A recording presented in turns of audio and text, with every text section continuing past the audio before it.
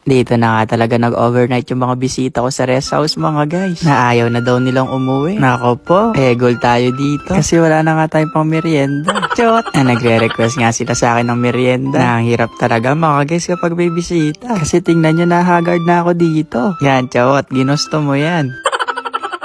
Hindi mga guys, sabi ko sa kanila, gagawan ko sila ng masarap na inumin. Na kapag natikman nila tong gagawin kong juice, nako baka di na umuwi mga bisita ko. Nagagawa nga tayo ng mango graham juice mga guys. Na perfect nga to. Kasi sobrang init ng panahon ngayon dito sa amin. Na nagluluto na nga din pala sila ng sago dito. Nagagawa din daw kasi sila ng saging kong yelo. Naewan kung yun din ba yung ginagawa nila. Kaya sabi ko, share na lang nila ako ng sago mga guys. Kasi kailangan ko din yan sa mango graham juice. Dito na nga lang din pala ako sa tabi ng pool gagawa ng juice mga guys. Kasi wala na nga akong peso dun sa may kubo. Kaya dito na lang tayo mag-i-eksperimento mga guys. Ang sakto lang din to. Para kapag kailangan natin ng tubig mga guys. Sasalok na lang siguro ako sa may swimming pool. First time ko lang din pala makakagawa ng ganito. Kaya sana masarap naman yung magiging kalalabasan nito mga guys. Na kung hindi man sila masarapan dito, bahala na sila dyan. Pwede na silang umuwi mamaya. Matamis nga itong nakabili nating mangga. Kaya naman excited na rin ako matikman. Ay natikman ko na din pala to kanina. Basta yung buong mango graham nga na magagawa natin. Na mabilis lang din naman tong gawin mga guys. Kaya kung magustuhan mo din to, pwede mo rin siyang gawin. O kung tinatamad kang gumawa, punta ka na lang dito sa amin. Pagtitira na lang kita ng isang baso. Pero kung malayo ka naman dito sa amin, hanap ka na lang siguro na nagtitinda dyan sa kanto. Pero alam ko madalang lang yung mga nagtitinda ng ganito. Na medyo mahal din kasi siya kung ibebenta. Ngayong sunod naman nga mga guys yung sago. Ngayon minimekos nga ni na Erica to kanina. Nainunahan ko na nga sila mga guys. Kasi baka konti na nga lang yung matirang sago dito.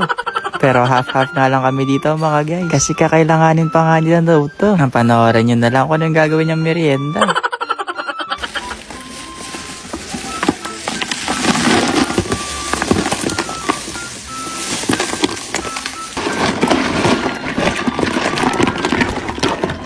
Dahan-dahan lang pala to sa pagmekos mga guys. Kasi baka masayang yung effort matapon to sa swimming pool. Nabango na pa naman mga guys. Nagdagdag lang ako dyan ng tubig para ba hindi siya ganun katamis. Kumuha na kayo ng baso dyan. Ibibenta ko na lang to nila ng pisong isang yelo.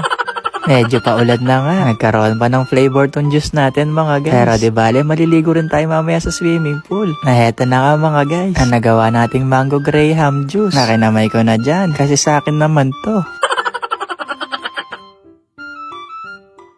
Mukha nga siyang shake dyan. Kaya naman bago natin to ipatikim mga guys, ako na muna magti-taste test.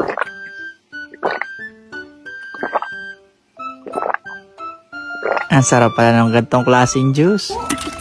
Mabibitin yung mga kasama ko dito. Kasi promise mga guys, masarap talaga siya. Wala yung halong tsawat. Kaya tinanong ko na kayo mga kasama ko dito mga guys, kung ready na ba silang matikman tong ginawa kong juice. Masarap. Masarap. Masarap si Ray. Pwede nang pangginda. Masarap. Binrating ko na yung mga yan mga guys, sabihin masarap. Tingnan nyo naman to si Arya. Akala yata nasa Titanic kami. Ang sabi ko kapag nainom niya to, mapapasayaw siya. Humabol pa nga si Babad Girl mga guys, kasi gusto daw niya to matikman. Kanina ba ako nakababad dito? Parang gusto ko na uminom. Buti na lang gumawa si Chagat. Ano po to? Mango graham. Oh wow! Titikman natin yung mango graham ha. Baka kasi mamaya iba yung patikman ko eh.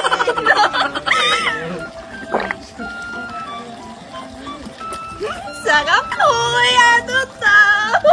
Ayun lang. Bye-bye! Kanina pa nga ako nagtitinda dito sa tindahan kaso wala nang bumibili. Gusto ko na nga magsara kaso sobrang aga pa. Pero buo na kayong decision ko mga guys. Sasara ko na yung tindahan.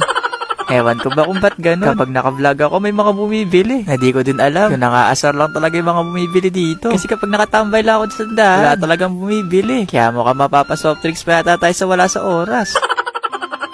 Ang sarap nga ng soft drinks. Pero wait lang, may nagpadala pala kanina sa akin giveaway dito. Nagaling to sa classmate ko. Na di kasi ako nakapunta ng isang araw sa Binya. Kaya yung souvenir, llanera na lang. At saka isang baso kasi dito ako nakapunta. Kaya gagawa na lang siguro ako ng leche flan mga guys. Kasi sayang naman tong llanera. Na habang wala kang bumibili, gagawa muna tayo ng leche flan. Kasi ang tagal ko na rin bago makakain ulit ng leche flan.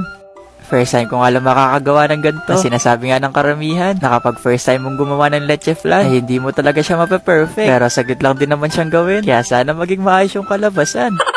Naglagay lang ako ng 2 kutsarang asukal at nagdagdag pa ng 1 gatas. Kasi parang ang konti nang nagawa natin. Napanigurado. Hanggang leeg lang to mga guys. Shot! Favorite ko din kasi talaga yung leche flan na kahit 1 lianera yata kaya kong ubusin. Na dati talaga iniisip ko kung paano siya gawin.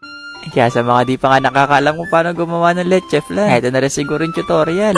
Na kailangan mo talagang tagalan sa pagmimekos-mekos. Naubusan na nga kami ng kalamansi. Kaya etong lemon na lang din yung nilagay ko. Na pagkatapos, mekos-mekos mo ulit yan insan. Na kailangan hindi mamuo yung gatas tsaka asukal. Pagkatapos, ay set aside muna natin to para makapagsimula na tayo makagawa ng leche flan. Hindi ko na din pala masyadong dinamihan yung asukal. Kasi para sa akin marami na to. Kaya kung gusto mo nga mas matamis, dagdagan mo lang siguro ng asukal. Napapainitin nga natin siya dito sa kalan na low heat. Nahihintayin natin hanggang maging caramelize yung asukal. Mabilis lang din naman siya. Kaya kailangan, mahina lang din talaga yung apoy. Kasi mabilis lang din siya masunog. Lalo na manipis lang tong lianera. Kaya na medyo nag-caramelize na nga asukal. Pumasok na din ako sa loob para mapalamigan na. At masali na rin yung kaninang minekos-mekos natin. Na kung meron kang pangsala, mas maayos. Kasi para matanggal yung mga bubbles. Naubusan na nga kami ng foil dito. Kaya binalot ko na lang din siya ng plastic. Binutas ko na lang sa gitna para makahinga yung leche flan habang niluluto. Kasi baka sabihin niya sa akin mamaya, leche ka, di ako nakahinga. Chot!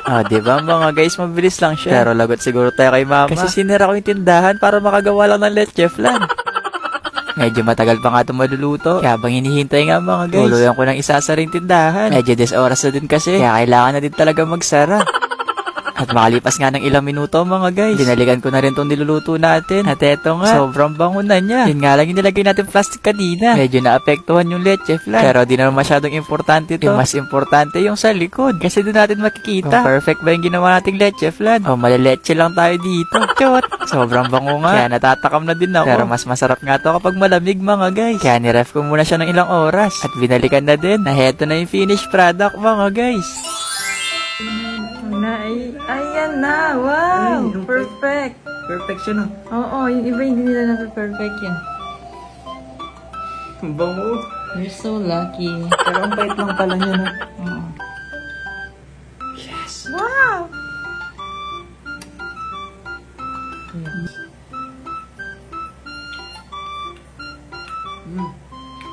Ano? Ang sarap. Medyo sunog lang ng konti yung sugar. Pero, Masunog siya? all goods. Konti lang naman, yung dito lang oh.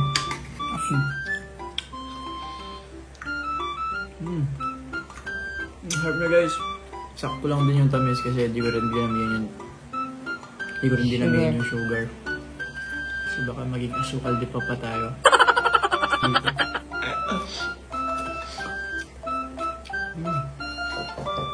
Sarap. Yun lang. Bye-bye!